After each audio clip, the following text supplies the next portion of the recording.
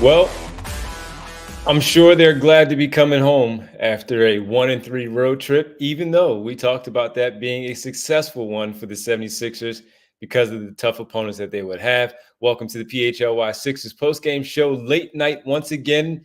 And I'm sure Derek is happy for the final time as the Sixers fall to the Sacramento Kings tonight. And again, they head home following this one. Back on the home floor just for one game, though, on Wednesday as they take on the Los Angeles Clippers. And just a quick update on the Clippers. Look like they're going to lose to the Indiana Pacers tonight. So 2 games that they drop on back-to-back days. Which, by and the way, nights. that's a game the Sixers really could have used them to pull out. The Sixers really could Yep. have used the Clippers to win that one. Yeah. Yeah, because they were only half a game back of Yep. the Indiana Pacers. And just another update, Cleveland won, New York won, and the Chicago Bulls, Derek, they did lose earlier today. So as far as keeping an arm's length from the Chicago Bulls, to your point, the Indiana Pacers blowing out the Clippers late in the fourth quarter. So that one's going to not help the Sixers. That said, they had an opportunity to help themselves tonight, unfortunately, on the second day of a back-to-back. A team in the Sacramento Kings also fighting for positioning in the Western Conference. Outside of Tyrese Maxey, who is the, of course, face of our thumbnail there and our photo to start the show off, not a lot of help from anybody else, man. Not a lot of help. That's overselling the help that they provided. There was no help. Kyle is giving us more help on this show tonight than the Sixers, Tyrese Maxey was getting from the Sixers teammates. It wasn't good. It wasn't good at all. He finished with a game best 29 points, 21 in the first quarter, which is a career best in any quarter. But again, 8 points throughout the rest of the way. Not his fault. Needed help from some others, Derek. In this one, they fall 108-96, and the score really wasn't even that close in the final parts of the game in the fourth quarter where the Kings really pulled away. He could have certainly used some help there. From some other people, just simply didn't get it. He went on a 16-0 run to start the game for the Sixers, and they led 16-15 as Mike Brown called timeout because of his heroics.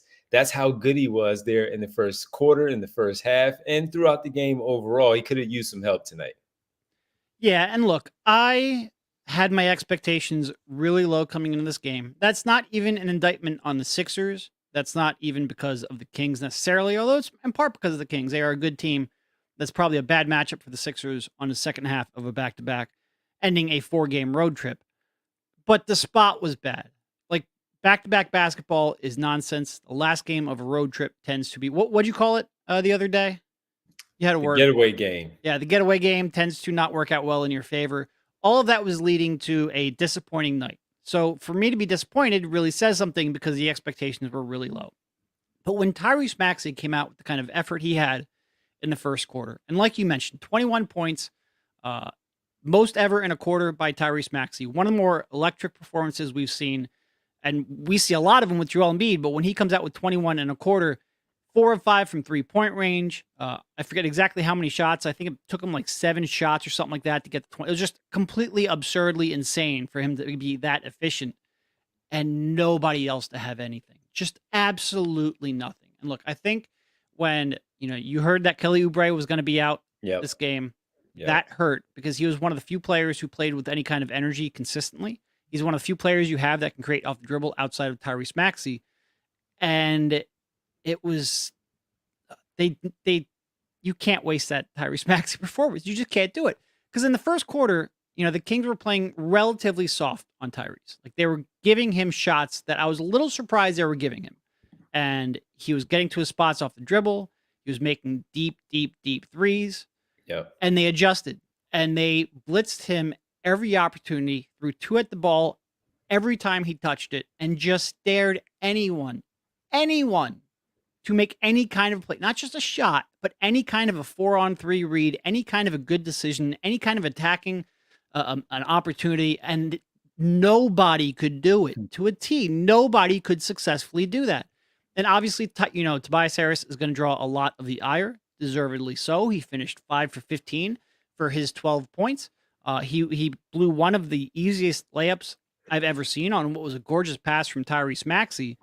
But really, nobody was any good. And like I said, I think when we start talking about this team, and I wrote about this a little bit today, about how ineffective Kyle Lowry and Buddy Hield have been off the dribble in isolation situations so far at the Sixers. I think Buddy Hield, and this is going off the top of my head, so I might misquote this a little bit, but Buddy Hield was scoring about 2 points per game and shooting 44% on drives so far at the Sixers. And Kyle Lowry was like 1.2 points per game on like 42% shooting on drives.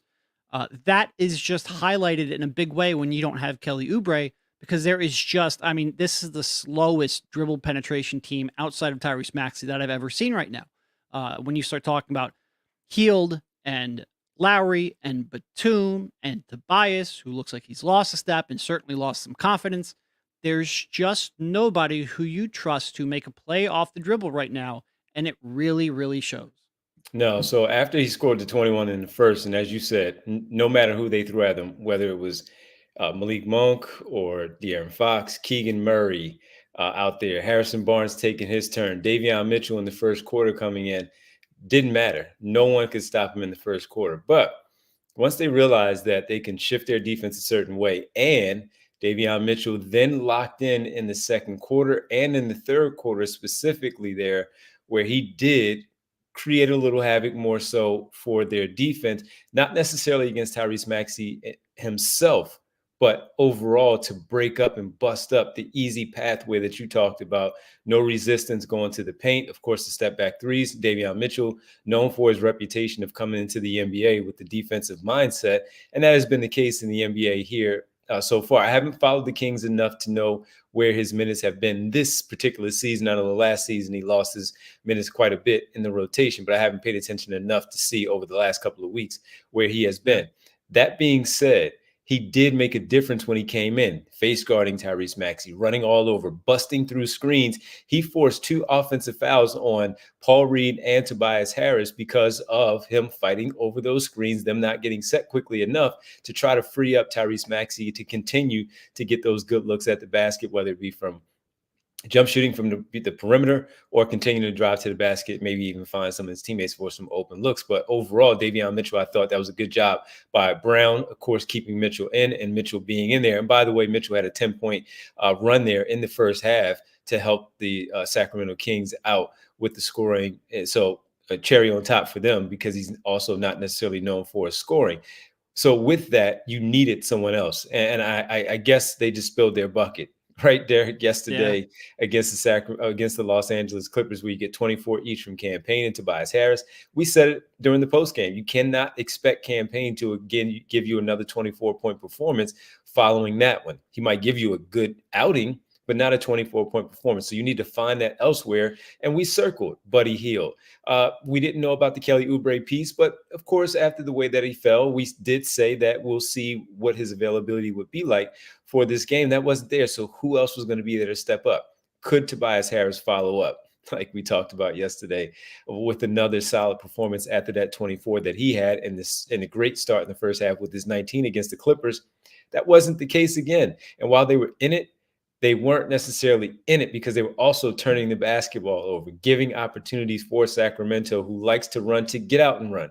They couldn't keep Domantas Sabonis off the boards. They had too many offensive rebounds as a team where they were collectively doing things on that end for the Sacramento Kings. And even when you look at it and you see certain players like De'Aaron Fox in double figures and a few others in double figures, it wasn't as if they destroyed you.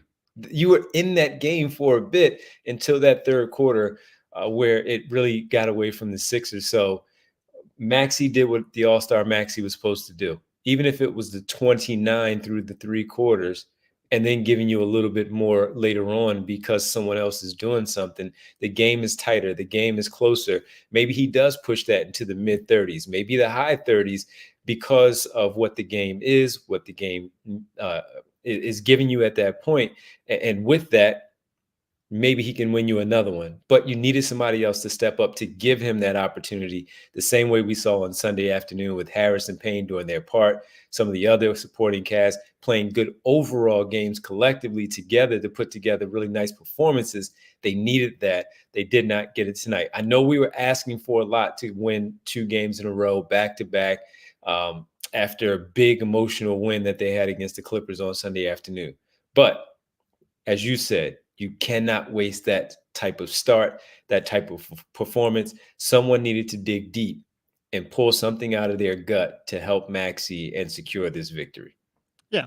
And look, I know some people will maybe try to get on Tyrese because he only took 5 shots after the first quarter. I think if you go back and you rewatch that game, they were trying so hard to get the ball out of Tyrese's hands. And Davion Mitchell, man.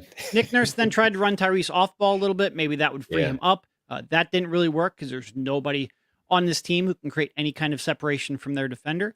There's just, like I said, I don't want to paint too much of this on missing Kelly Oubre because, quite frankly, I haven't been the biggest Kelly Oubre fan, but I think if there's one person who's going to step up their game with Embiid out, it's someone like Kelly, because you just have a real dearth of any kind of ability to attack off the dribble. And that doesn't mean that Kelly isn't flawed. He is.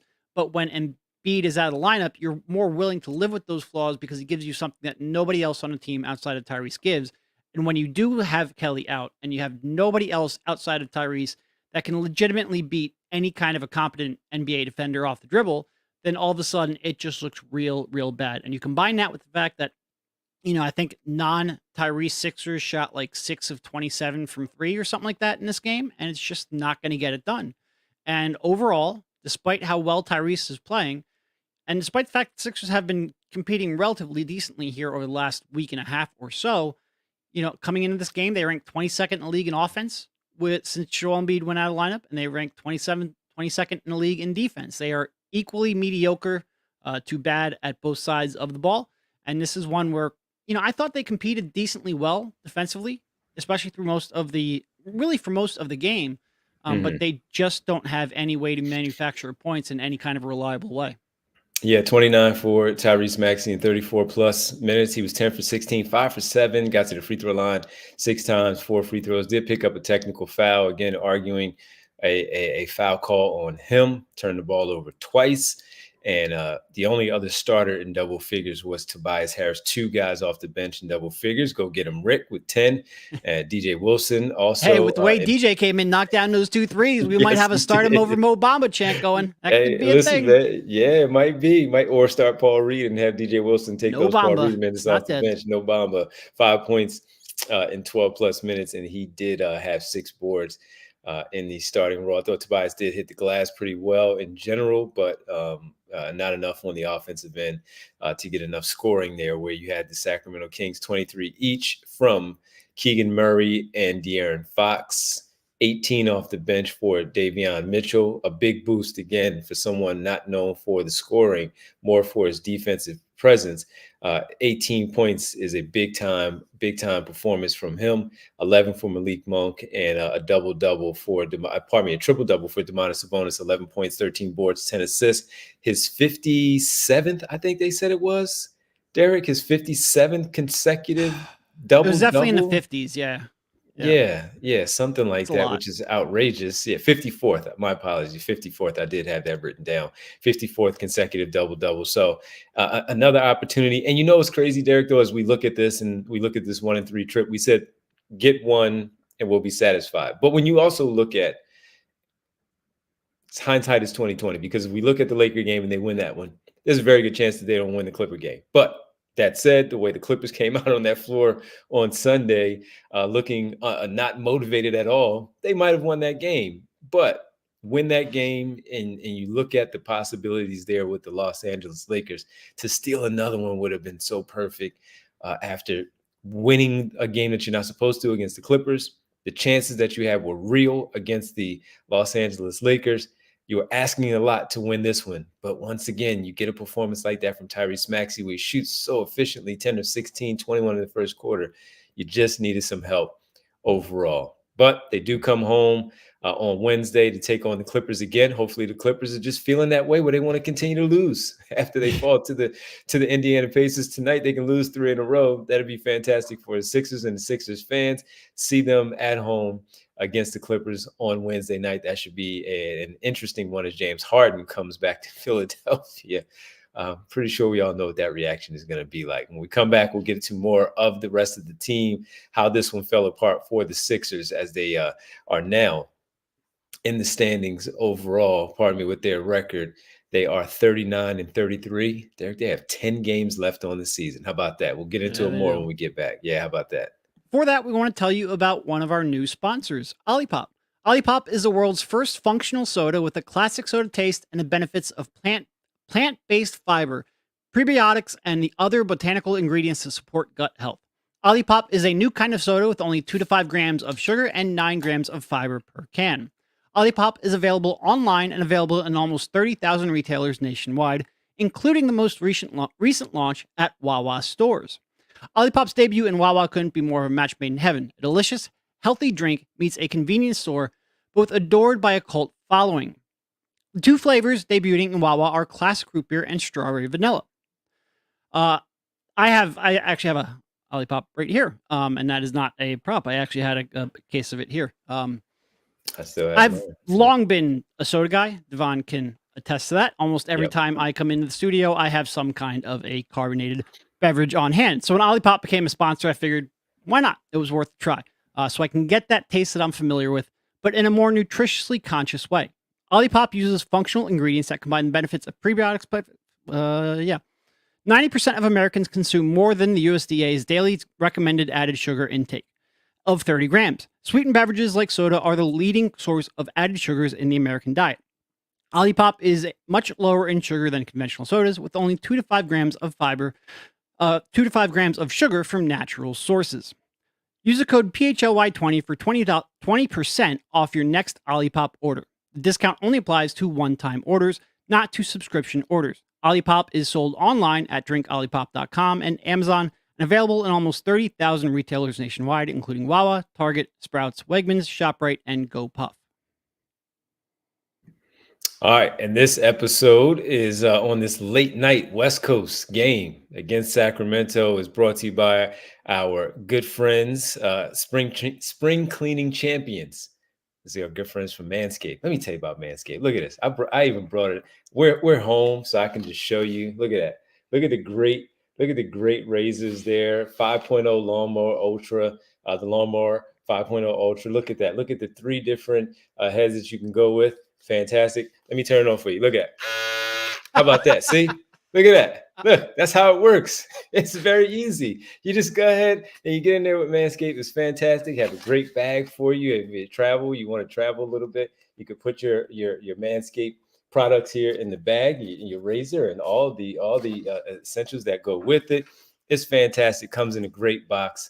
The lawnmower, again, 5.0. Look at that. It's fantastic. Yes, I did open it. So, of course, you know I'm not lying to you. And I bring it all up for you folks as we let you know about them, because this season, make sure you groom your carpets and the drapes with the leaders in below the waist grooming. Yes, clear out the winter bush with Manscaped Lawnmowers 5.0 Ultra and watch your confidence bloom like the springtime flowers. Embrace the season and join the 10 million men like myself worldwide who trust Manscaped with our special offer. Go to manscaped.com, use code PHLY for 20% off plus free shipping. It's fantastic. Aaron says, with all the packaging intact. That's just because I'm a neat freak. Derek will tell you that. I'm a neat guy. He sits there. He wipes down his laptop screen after every show. It's wild. Yes, Aaron. So that's why it's back in the box. I clean it and I put it right back in the box, my man. That said, after using Manscaped, I can finally say that I've caught the spring fever. And again, introducing the new Lawnmower 5.0 Ultra that I just showed you. Their 5th generation trimmer features 2 interchangeable next skin safe blade heads. Look at that. Look at that. All right, let me fix it right there. You get all those right there. And a standard one for taking a little one off the top, and a new foil blade to go smooth wherever your heart desires. I just showed you all 3, plus the razor there. It also features a dual LED spotlight to guide you through the darkest winter debris.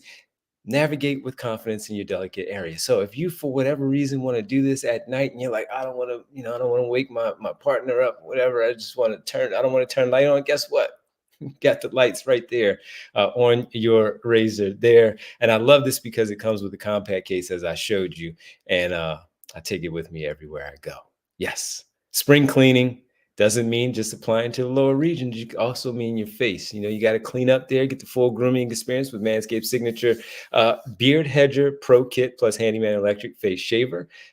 Works very well. Clean up right here on the neckline. Get that signature look. They're always the right look for the job. And again, get 20% off and free shipping with the code PHLY at manscaped.com. That's 20% off plus free shipping with the code PHLY at manscaped.com.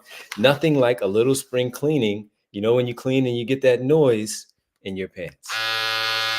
There you go. Right there. See? Yeah, look at that. We bring props and everything. we're good. Phil says, look at Devon with the 10-hour commercials. That's right. Great. We have great sponsors, and I want to make sure we tell everybody about Manscaped. Phil, go buy one. Go take care. 20% off PHLY at manscaped.com and free shipping. You can't beat that. All right, Derek, when we look at some of the rest of the Sixers here with it, we talked about this a little bit more. Maybe we'll even get to more of this tomorrow, I'm sure, because we have a show, myself and you. We'll be together with Kyle on vacation. We have our 2:30 show. Yeah, man, I'll see you in 13 hours. Less than that, probably. Hours, man. Me, you got to get there man. beforehand. No question.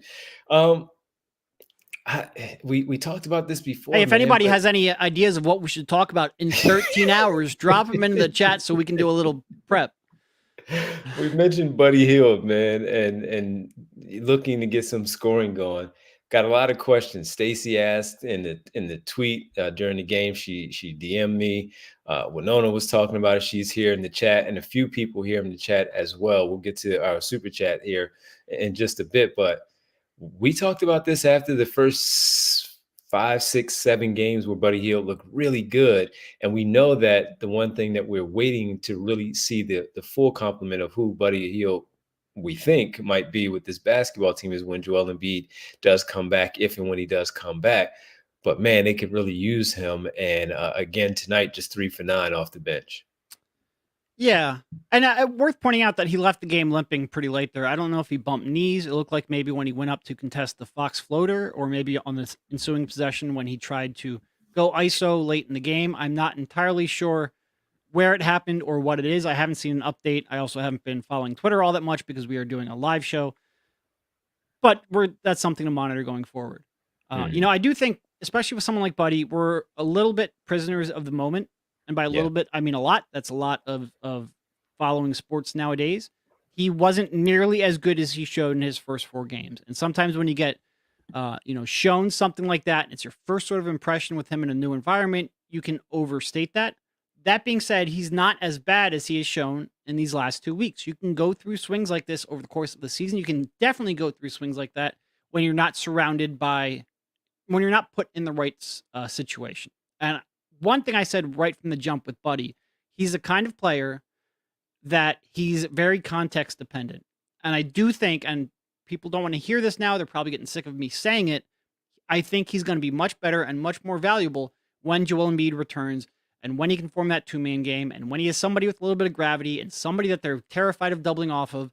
It'll be just a lot easier to get him shots that he's comfortable taking and making, and his strengths will be more obvious and his weaknesses will be a little less obvious, and we all won't freak out. And he'll still probably only be a 25-minute per game player. Like, that's why, I remember when we first started talking about Buddy, people were like, oh my God, how could you not say he's obviously a starter? Well, because he has limitations, and we're seeing that in a big way now. And watching him create off the dribble has been really, really frustrating. And it's very slow moving, side to side.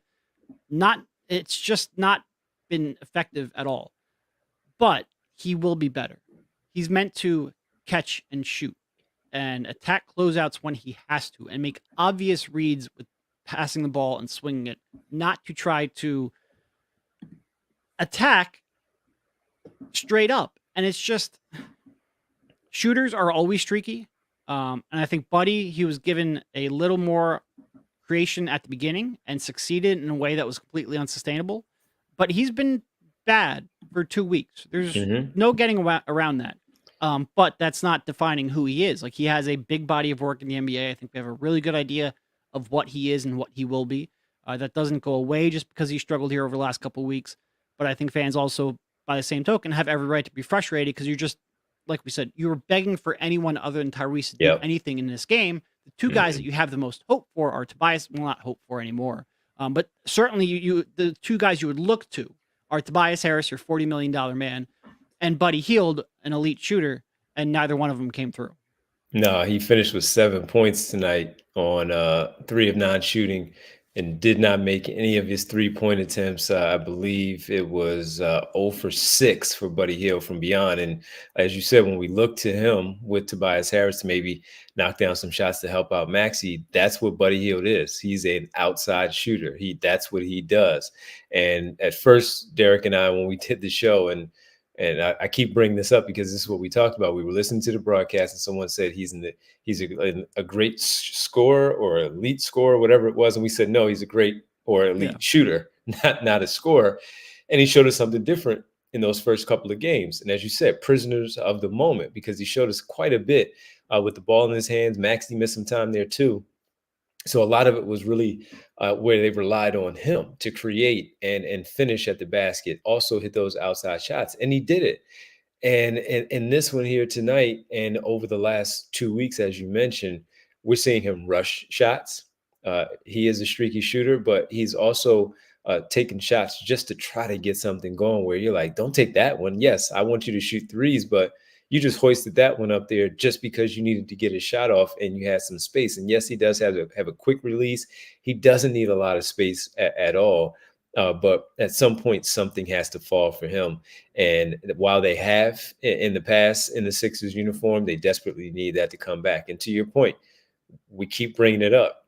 We should see the best version of Buddy Hield when and if Joel Embiid gets back on the floor. Yeah. And by the way, the best version of Buddy Hield will still be streaky.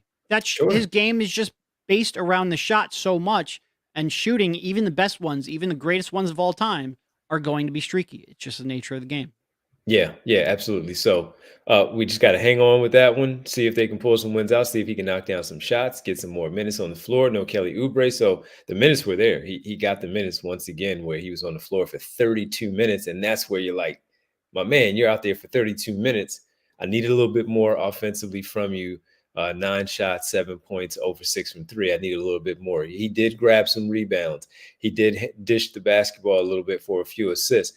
A few more points to go with that would have looked much better on the stat line as he logged 32 minutes off the bench for Nick Nurse's team. So if they would have gotten that one, maybe that one. The other culprit that we talked about too at the top, Tobias Harris with the 12 points, 5 for 15. And when you look at that, what did you see differently from him tonight versus Sunday afternoon, where he struggled 5 for 15? Because I thought he had some good looks, Derek. He just didn't finish, and he got certainly had one hell of a good look inside off of a great pass from Tyrese Maxey. Yeah, that one was rough. What did you see different? I mean, look, is it just Tobias Harris? That's what it was, because he had some good looks, I thought. Well, it's part Tobias Harris, but some part, like, this is why a lot of his game is based off of, dribble, back down, turnaround, contested jumper. And a lot of his attempts today, outside of lobs or, whatnot, were shots of that variety, where he's creating off the dribble, where he's creating and turning around with the hand in his face. And when you live off of that kind of a shot diet, unless you are an elite Kyrie Irving type shot maker, you're going to be streaky, especially when you take 2 3-pointers and 2 free throws. Like, you need some of those cheap points or those high value points to offset the lower value, lower expected value shots that Tobias tends to live on. And at this stage, I do think there's a couple things. First of all, throughout much of the second half of the season, he's been second guessing himself. I actually didn't think that was a problem today. I thought he was pretty decisive today. He's been certainly second guessing his open threes, and that, I think, was a part today. But I also think he's lost a step, and that has taken away some of the easier drives. I don't think he's getting to his spots off the dribble as much as he used to a couple of years ago. I don't know entirely what that is, if maybe there's a nagging injury or if maybe he's just lost a step. He doesn't get to the free throw line nearly enough. And like I said, when you live off of tough shots, it's great to be a tough shot maker and to have that in your arsenal. But to rely on that, you're going to have big swings. And quite honestly, if he's just giving you games like the other night, you'll live with the big swings. It's just one big game followed by 5 of these where it's tough to live with. But no, I think it's a combination of, where he's most comfortable are those tough shots and the ones that are tough to sustain from, unless you're a Kevin Durant type shot maker. And with the maybe a decline in athleticism. He's not getting to his spots off the dribble. He's not getting the free throw line. He's not doing anything to really offset that. That's why when we've seen Tobias Harris be really good, it's been a lot in transition. It's been a lot in early offense. Even the other night, I thought against the Clippers, I thought he got some stuff going in early offense and in transition that helped him get easy buckets, because right now that's the only way he's really getting easy buckets outside of Tyrese Maxey gift wrapping him too. And I can't say it enough. Like, that was an incredible pass, and I'm really upset he didn't finish that. Especially when we talk about Tyrese Maxey missing that type of pass. Oftentimes it's off the mark. It's not available for them to catch it. It goes off the backboard. It sails into the seats, out of bounds. Now the other team is going the other way. That one he did put on his hands right there, and he should have finished. Even if he kept it, even if he caught it, came down, secured it still, and just went right back up. You finished. Well, but if he would have done that, he would have pump faked and probably gotten it blocked. Like, I know, because again, that's where the indecision comes in, and I think he knows he probably doesn't elevate like he used to. Yeah, but no, you're right. He should have considered it, but either way, there should have been 2 points on the board. I just feel like Tobias Harris would have found a way to screw it up, regardless of which path he took. No, you're absolutely right. We have a few super chats. We'll get to those. We'll talk about a few struggles on the team again, because yes, you did see Nick Batum and Kyle Lowry not have their better games after missing the game against the Los Angeles Clippers. We'll certainly talk about them, but maybe you want to go see them take on the Clippers again on Wednesday, since they'll be home. Hey, look, do that? This team right now might be very, very frustrating. You never know what you're going to get game to game. But one thing I do know about Philly fans, if there is an opportunity to boost someone that they feel has done them wrong, they will take that opportunity, and you've got a hell of a one coming up here on Wednesday. If you want to get in on that action, Game Time is the place you want to go. Buying tickets to your favorite event shouldn't be stressful. Game Time is a fast and easy way to buy tickets for all sports, music, comedy, and theater near you. With killer deals on last-minute tickets and their best price guarantee, you can stop stressing over the tickets and start getting hyped for the fun you'll have. Game Time is the place for last-minute ticket deals. Forget planning months in advance. Game Time has deals on tickets right up to the day of the event. And the Game Time guarantee means you'll always get the best price. If you find tickets in the same section and row for less, Game Time will credit you 110% of the difference. It's the fastest growing ticketing app in the country for a reason. With Game Time, you get images of your seat before you buy, so you know exactly what to expect when you arrive. You can buy tickets in a matter of seconds. 2 taps and you're set, with tickets sent directly to your phone, so you never have to dig through your email. Snag the tickets without the stress with Game Time. Download the Game Time app, create an account, and use code PHLY for $20 off your first purchase. Terms apply. Again, create an account and redeem code PHLY for $20 off. Download Game Time today. Last minute tickets, lowest price guaranteed. On Sunday, not only did Philadelphia get the win, right, in LA, they played well, but we were in a great atmosphere for our pregame. We watched the game there, and we had a postgame. It was a great spot in Marlton, New Jersey. And one of the things that we made sure that we let everybody know, our pregame show was presented by our good friends from Coors Light. And we saw a lot of people there in the restaurant, making sure that they had their Coors Light with them. We had a few on the table, that Rocky Mountain Blue, because of the cold bottle being all ready. And you know that's how you want it when you drink your Coors Light. From day-to-day annoyances to the big stuff, like not going to the playoffs. That's probably like for those other teams, Detroit, Washington, San Antonio, Charlotte, etc. Not Philadelphia. They're still in the mix. Even though they may not be in the top 6, they're still in the mix. It's easy to get worked up, but there's a better way. Even after losing a game like tonight, a chiller way. Turn your team's loss into a parking lot dance party. Too cold for a swim in Lake Michigan? I'm sure it is. Play a game on the beach and light a bonfire instead. And that's choosing chill. And when you choose chill, reach for Coors Light. When the mountain turned blue, it's as cold as the Rockies. Coors Light is cold, lagered, and cold filtered and cold packaged for a smoother finish. Again, Derek took down one yesterday at the event. Our buddy Vince Pellegrini from PHLY also took one down, and many others in the restaurant, in the sports bar area, did the very same while watching their basketball team win on the floor in Los Angeles. So if you want to be like them when you choose to rise above it all, choose chill. Choose Coors Light.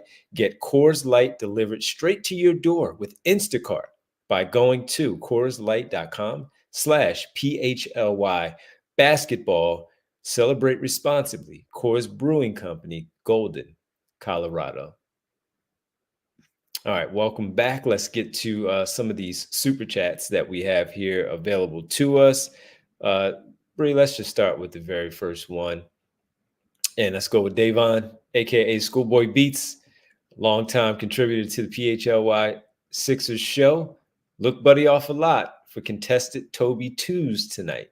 I mean, look, there's a lot of negative passers on this team, and Tobias is certainly one of them. He gets tunnel vision. If it's not a pass directly in front of him, he's probably going to look for his own shot. And he can be useful in transition. Like, I feel like most of when I say something positive about Tobias, it's him pushing the ball in transition or him filling a lane in transition. When it confines to a half court, that's when things get dicey. But yeah, no, he will definitely miss open shooters on a wing. Definitely. Here's the problem with that, Devon, Derek, as we talk about that. When you look at Tobias Harris and the moves that he makes, as you just laid it out, we've been talking about this for a while. We know the types of moves that he's going to make. When he does these, in this particular game, he's going against Domantas Sabonis. He's going against Harrison Barnes. And for those two in particular, two older veteran players. Sabonis not as old as Harrison Barnes, but again, not as fast, not as fleet of foot. But they're all three of them are around the same speed. So when you are kind of predictable with what you do, they can anticipate that and get to the spot and meet you at that spot and not allow you to have that advantage. So with that, oftentimes, while there does seem to be a pass there, he's going to take that shot because he has it in his mind that, hey, these guys are not Keegan Murray, De'Aaron Fox, or any of these other Chris Duarte faster defenders there. While he may have the height, the speed to beat them to the spot, that's the problem. So he's going to think he should. And look, he should think that, especially coming off the performance that he had on Sunday afternoon. But that being said, those guys met him to his spots and made it difficult, contested those shots. Keegan Murray, again, a much younger player and much faster player to beat them, and also with some length there to also contest that shot. Not great there for Tobias Harris. So I think that was part of the problem. So yeah, he feels that way, and then it's just too late. You look the guy off, and now he's covered because the defense recovers and gets back to that player to not allow them to be open still for that extra pass that you're going to make for them to get that look. So you're absolutely right. That's what he does from time to time. And then if he does pass it, it's because he makes the right pass, or he has to pick up his dribble because, again, his pathway to the basket was probably cut off and he has to pick up his dribble, and it's no longer a good look for him. All right, Let's get to the next one. Here, Devon also says Ricky could be the third off the dribble guy, but I love Ricky. We love Rick. He doesn't really turn the ball over. Yeah.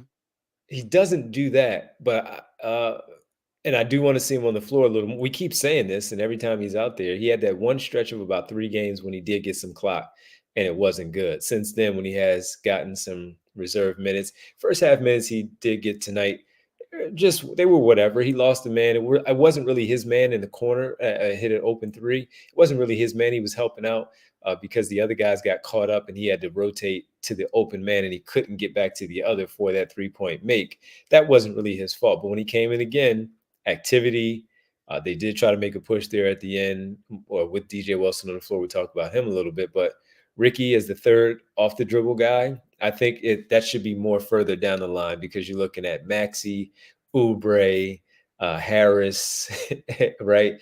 As your off the dribble guys. Buddy Hield should be an off the dribble guy as well to a certain extent. Ricky, not so much, in my opinion. I mean, look, you're never going to get a coach in the middle of a playoff run who's going to entrust a two-way rookie with, what does he have? Maybe 400 minutes of experience down the stretch and in a playoff series. I understand that we all like young players, and I understand that, quite frankly, he's playing pretty well. But Nick Nurse is just not going to trust that decision making at this stage of his career. It's just, we can rant and rave all we want. We can talk about it as many shows, and I understand it. You want guys that have been there before. The playoffs, by definition, are a completely different thing. It's practically a different sport. When you have a chance to really game plan against, you want people who have been there before, or at least who have experience. They have a chance to react to changes and adversity in a predictable way. I would love to say Ricky should be playing, and there's a part of me that wouldn't like wouldn't mind seeing him just because it would be a hell of a lot more entertaining and might even give you a better chance of winning right now. But I understand any trepidation to do so.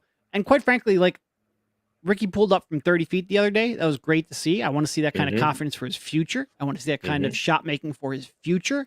I'm not sure that's necessarily helping him right now in his quest for playing time because, again, Nick Nurse wants people who he at least can trust to some degree. It's too much. I understand coaches not wanting to do this at this stage of Ricky's career.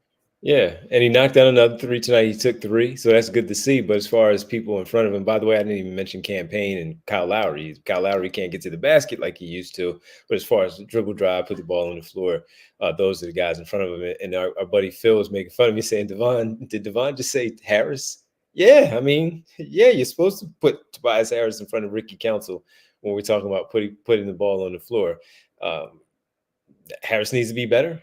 Absolutely. But Ricky's not quite there yet. I mean, Derek, we're still waiting on him to get that contract, man. He still hasn't gotten that converted to a standard NBA contract. But the guy, again, if you're going to tell me like play him over KJ Martin, sure, get behind that. But being like you're one of your top 3 dribble drive creators, that's just too much to ask from Nick. Yeah, not yet. Do we have any more super chats? Did we miss any, or is that it? Oh, one more: death, taxes, and Tobias being blocked at the rim. That did happen tonight. Yeah, he was blocked at the rim. Yeah, and I don't know what happened. He might say he lost the ball on that lob. He might. He should have caught it and finished it. You know what it made me think of? It made me think of Game 6 against Boston when it wasn't a lob, but it was a kick ahead over the top of the defense. There was a defender down there, as we know, and James Harden found him in the first quarter, and that really started the spiral the other way where he missed that one, and it was like, the crowd was on him, and he just had no confidence at all from that one. So that's where we are with the dribble drive people. A lot of this stuff is going to change, of course, when Joel Embiid does get back on the floor, man. And we all know this. This is what we continue to talk about. This is what we keep bringing up, that things will change when he gets back on the floor. 10 games left on the season, folks. 10 games left on the season. And it's not easy, man. It's not easy. But that being said, the Bulls, I think, lost today as well. They did. Did they not? So, they did. Again, you really only have to win maybe 2 or 3 more to make sure that you don't fall to 9th. It does hurt that the Pacers beat the Clippers. So that was a chance. I think the Pacers were a half game up on the Sixers for that 6th spot. So now they are a game and a half up. That would be a monumental task to try to catch them, considering how tough the next couple of games are for the Sixers and the fact that you're doing that without Joel Embiid. I think you can pretty much kiss the 6th seed goodbye. So you're really just fighting with Miami to figure out who's going to have home court on that first 7-8 play-in matchup. And again, that first game is going to be incredibly important because the winner of that game captures the 7th seed and plays the Bucks in the first round, whereas the loser of that then plays the winner of the 9-10 for that final playoff spot. And even if you then win that game, you would play Boston in the first round. So you do want like home court, capturing that 7th best record in the East, and home court for that play-in would be important. But most important is not falling to 9th, and it looks like you should avoid that, and Chicago losing again tonight helps there. Miami beat Cleveland tonight, so they're half a game up on the Sixers as a result of their victory over Cleveland.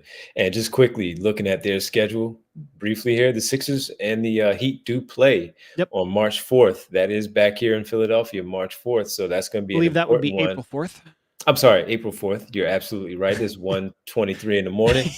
That's my mistake. But they do have Golden State, who has not been playing well, but it is at home. They have Portland, and you expect them to beat Portland, should be Portland, at Washington, home from New York, then Philadelphia. That's in Miami. So New York and Philadelphia in Miami on the 2nd and the 4th, at Houston, Indiana, and Atlanta. Then they close out at home against Dallas, and 2 hosting the Raptors to wrap up the regular season. So their schedule is not all that bad, Miami. So the Sixers, it looks like, man, that, they're probably going to be fighting with the Miami Heat for that 7-8, and you just hold off the Chicago Bulls, to your point. So that's where things are.